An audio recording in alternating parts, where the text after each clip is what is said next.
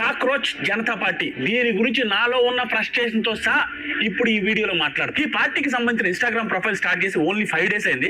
కానీ ప్రపంచంలో ఉన్న ఏ పొలిటికల్ పార్టీకి కూడా ఇంత మంది ఫాలోవర్స్ కేవలం 5 రోజుల్లో 15 million ఫాలోవర్స్ వచ్చారు అంటే ఈ దేశంలో ఉన్న యూత్, ఈ దేశంలో ఉన్న పొలిటికల్ పార్టీస్, అన్ని పొలిటికల్ పార్టీస్ మీద ఎంత విసిగిపోయి, ఎంత వేజారి, ఎంత ఫ్రస్ట్రేషన్ తో ఉన్నారు అంటే ఈ దేశంలో ఉన్న యూత్ కి వాళ్ళ ఫ్రస్ట్రేషన్ ఎలా తీర్చుకోవాలి. జాబులు లేవు. మన ఇండియాలో మోస్ట్ ఆఫ్ ది గవర్నమెంట్ ఆఫీస్కి వెళ్తే లంచం లేనిది పని జరగదు. ఏ పొలిటికల్ పార్టీ అయినా, ఏ గవర్నమెంట్ అయినా కూడా ఒక రెవెన్యూ ఆఫీస్కి వెళ్తే లంచం లేనిది పని జరగదు.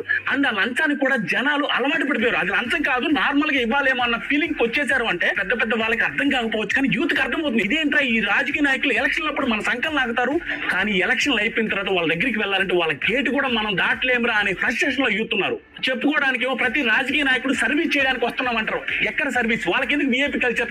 ఆ ఫ్రస్ట్రేషన్ జనాల్లో ఉంది.